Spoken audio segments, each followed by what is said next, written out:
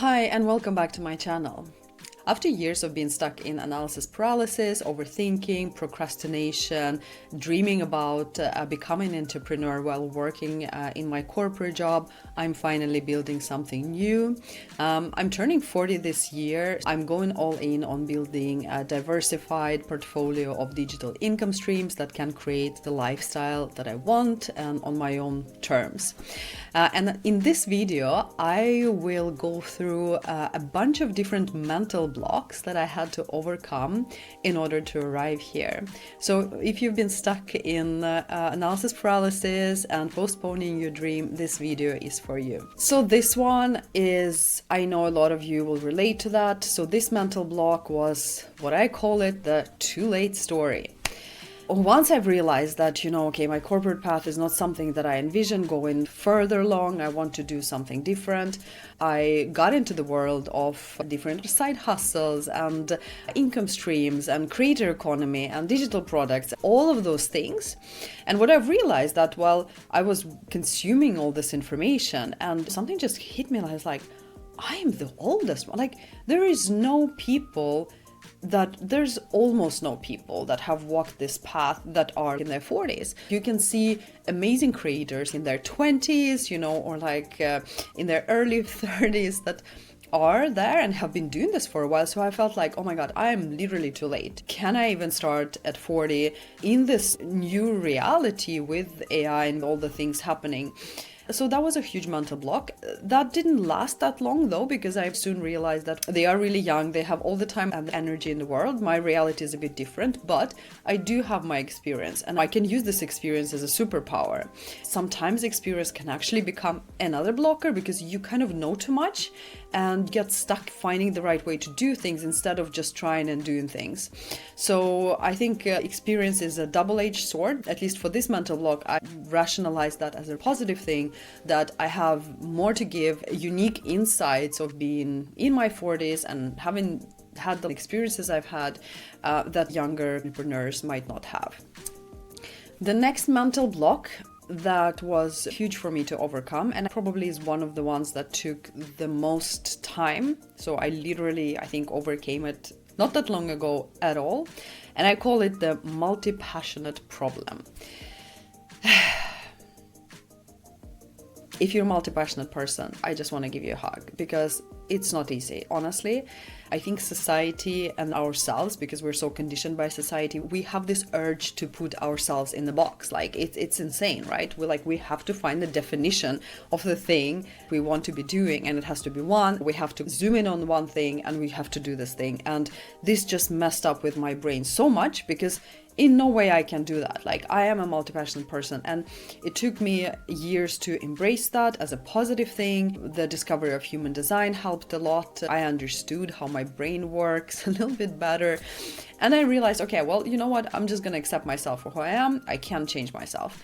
So I really broke from this pressure of trying to put myself into something. I have a video on how AI can actually help you navigate your multi-passionateness and figure out your sweet spot with all the interests and skills that you have. Check that out. I truly feel that I want to build a one-person business, and I want it to be sustainable over a long period of time. I can't just choose one thing because I will evolve and my interest will evolve, right? So I just had to give up on this and say, okay, I just have to overcome this and start sharing, talking, and creating things that are in line with my interests. And that's the only way for me. I think I'm finding the way to successfully combine all of those things, but time will tell. There was a huge blocker, and I already feel that once I dropped this, I could start creating. Before, you wouldn't see me on camera on the YouTube because I would be too obsessed. Like, does it fit into any niche? Like, does it fit into the box? So I dropped that. I think Dan Coe talks a lot about that, but being one person business and embracing your interests and just sharing your journey and your learnings along the way. Next mental block that has derailed me for years is the visibility fear. This one I think is rooted really deep down in all of us. I'm really admiring and cheering for people who don't have that, which means they either overcome it or just weren't conditioned in certain ways. But for me, I really had a difficult time just putting myself out there, because I was thinking, what would people think? And will they understand what I'm doing? Just being vulnerable, because I've been raised with this weird idea that success is the person who has everything figured out and put together and just doing the thing. And so it was a lot of unlearning and unconditioning that had to happen. It has actually been an inner journey, and I had help from a coach on this journey as well. I think the turning point was that I realized everything I want in life and everything I want to create, it lays on the other side of the door, and the door is me showing up. And once I had this, I get goosebumps when I talk about it, but once I had it, I'm like, okay, well, as wise people say, the thing that you are fearing the most is the thing that you need to do. And for me, showing up authentically has been that thing. So I can't really, there's no advice I want to give here, rather than I feel you, if you're experiencing that, take it at your own pace. But ultimately just realize that eventually you'll have to go through that, and you'll have to show up, if you envisioning a similar business and lifestyle that I am. And the beauty of that is that once you do it, or twice you do it, I can feel a huge shift from me recording this first video to this video. Of course, it's still kind of what do people think? But it becomes quieter and quieter. Those voices become quieter and quieter. So I'm not afraid to show up as myself and to talk about things that I find important. So it's a huge win for me. And yeah, I just want to address that I've had this blocker for a long time. The last mental block that I've had, well, not last really, I've had many more, but the last one that we're going to talk about today is the time scarcity block. This has been tricky because, I have a family, I have 2 kids, I have a job, I have interests. I also want to prioritize my personal development and my inner work, my self-care, social connections, serving the communities. There is a lot of things that I envision myself doing. And I think society also puts a lot of expectations on us, especially women. After the experience of burnout, I was just feeling there is no time. I can't really, where do I find this time, right? And to me, it's also a lot about energy management. So when I'm doing something that I don't feel motivated by, I don't find fun, or that I'm learning anything, that drains my energy. That drains my energy so much, which means there is no energy left to do anything new. So for me, I had to rethink this whole thing and realize, okay, I'm in a season of life where I prioritize family. That's always priority number 1. I also prioritize my own growth and my business.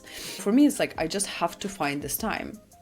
A couple of things that I've done is that I have become much more mindful in how I use my screen time, social media and stuff, which is tricky when you're becoming a digital entrepreneur, because you spend a lot of time on your devices, on social media, online.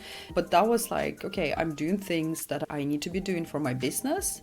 On a personal level, I don't follow that much social media and social accounts. And also the second shift that I felt there is that I started seeing okay, I have this pocket of time. There will never be a pocket of 2 hours of uninterrupted time for me in my current reality, and that's okay. But if I have a pocket of 15 minutes, I can still do something.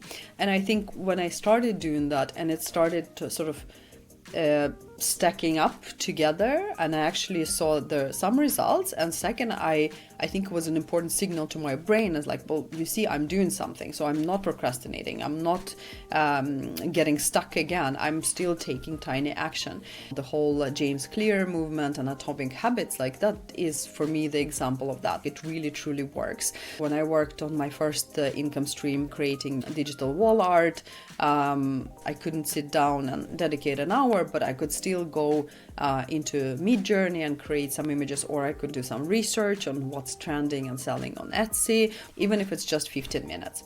So for me, that has been a really a mindset shift. Another aspect of the too late narrative that has been living in my head for a while, and I think that maybe could be helpful for someone to reflect on.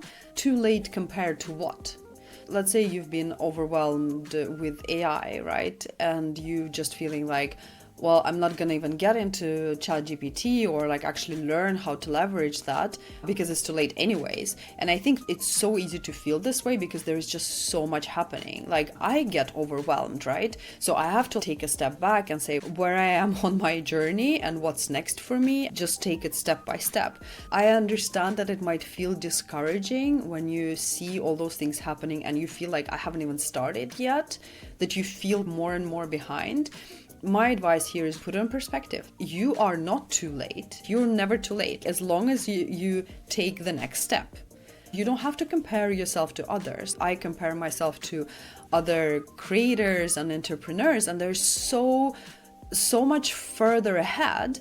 And I'm, just have to remind myself, well, they started a long time ago. They have started before me, right? So all the learnings and different things that I'm doing now, they have gone through that. Like they went to the next level and I'm still on my level. I will go there as well. It's just making peace with that you are on your own path and that is the path you need to be on. If you watch a YouTube video and you get excited about like a new opportunity or a business model, a new product that you can create, and then out of a sudden you see like it's 100,000 people that have seen this and you get discouraged because you feel like probably 100,000 people have already created this and put it out there, so it's probably oversaturated. And I think that is also an illusion. Yes, it might get oversaturated like within this thing, but by not doing that or by not even trying it out because you think it's too late, you're already missing out on a learning opportunities. You're missing out on a critical skill that you might have acquired during this process.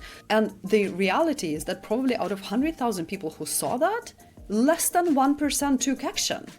Because how many YouTube videos have you seen, and how many action have you taken? So keep reminding that to yourself and understand you're never too late. It's your story, it's your journey. You're always in the right time and on the right path. So just take the next step. And the last thing on time scarcity is that I think the 40-year-olds or soon 40-year-olds will understand me. I think you arrive at this point where you realize that I can't believe the time is going so fast. And you can accept the fact that it will just feel that it's going faster. So if you're not starting now, if you're not finding this time now, you could just assume that you never will. Once you think about that, just sit with that and sit with the feeling. How does it feel when you say it out loud? I will never have more time. Then you have no other choice. You just have to start. Often that comes with saying no to a lot of things. It comes with disappointing people, but that's just the sacrifice that you'll have to make. You'll have to find what are you willing to sacrifice. That goes back to your main priorities in life and your values and so on. The next mental block that I had to overcome is the security myth. And when I think about security, I'm sort of referring mainly to having a stable job, which in my case I do have. And I think that has been a huge mental block because I've realized that I'm so risk averse and I try to optimize my life for every scenario. Safety and security is really important to me. It's one of my core values. And I just couldn't find the reality in which I would feel comfortable not having a full-time job and just doing my own thing and exploring and being an entrepreneur. I think this is one of those mental blocks that I'm still working on a regular basis. So I think the biggest shift came to me is when this last year when we saw rapid developments in AI. I think we might not admit this to ourselves yet, but I think we all understand that job security, a one income stream security is an illusion. So I truly believe that we have to optimize for having multiple income streams. Jobs will be automated, new jobs will appear, but it's not for a fact that you would want to have that type of jobs, right? So I had to lean into the fact that yes, it feels less secure to go all in into my business, but in the long term, that is a more secure choice.